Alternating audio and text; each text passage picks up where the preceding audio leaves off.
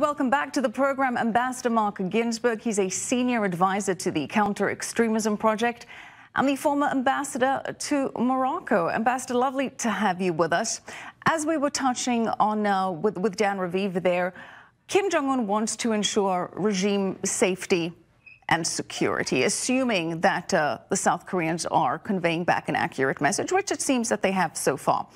What can the U.S. do to guarantee that the Kim empire will not be overthrown? What would make him feel secure? Well, it's interesting, Michelle, that even when Rex Tillerson was trying to open up that diplomatic channel, which President Trump tweeted he doesn't think that it's worth anyone's while, there was a series of exchanges that were occurring through the South Koreans to the North Koreans that the United States is not interested in regime change, is prepared to talk about security agreements as well as recognition, as well at one point or another to talk about the presence of the 28,500 troops that are stationed in South Korea. So what do the Koreans want more than anything? Of course, in the best of all worlds, they want to keep their nuclear program and get everything in return that they're asking for. But in terms of an exchange, what they really want is recognition, a commitment not to engage in regime change, and a drawdown of American troops on the Korean Peninsula.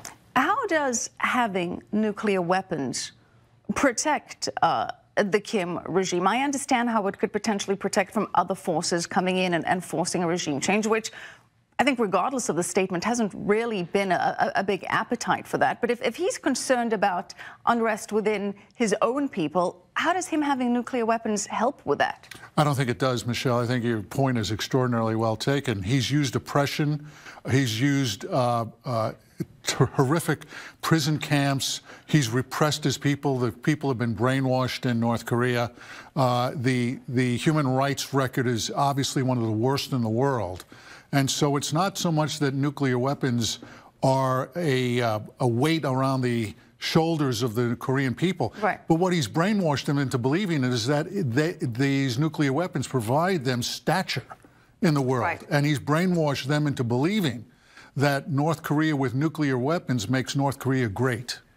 There are very high expectations for this meeting between the president and Kim Jong-un. The president saying that he would be very willing to walk away from these talks if they didn't show signs of success. Let's take a listen to what he had to say yesterday.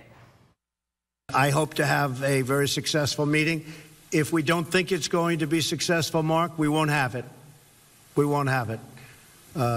If I think that it's a meeting that is not going to be fruitful, we're not going to go. If the meeting, when I'm there, is not fruitful, I will respectfully leave the meeting. And we'll continue what we're doing or whatever it is that will continue. But something will happen.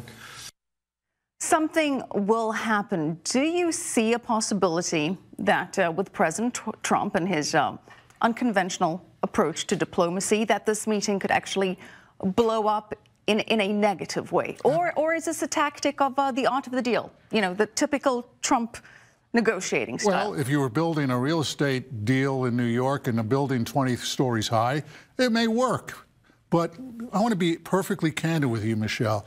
I've been in governments, in the United States government, in several administrations. The painstaking work that one must go through in order to have any summit meeting succeed, much less one of the most significant in decades, requires thoughtful consideration, studying, research, an ability to understand where the other party is coming from, and not to expect that just because you had one meeting where we've had a war on the Korean Peninsula that has lasted for almost 60, 70 years, that Mr. Trump is going to be able to just walk in there, shake hands, and say, hey, we've denuclearized each other. There's no way that that's going to happen.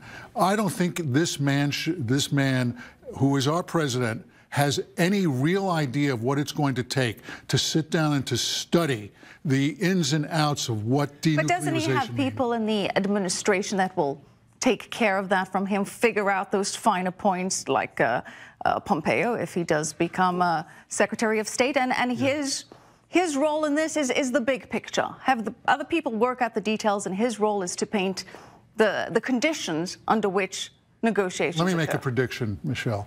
They're going to meet and they're going to agree to a framework. And the framework is going to take months and months of corresponding steps of each party coming to some sort of agreement in order that we call confidence-building measures.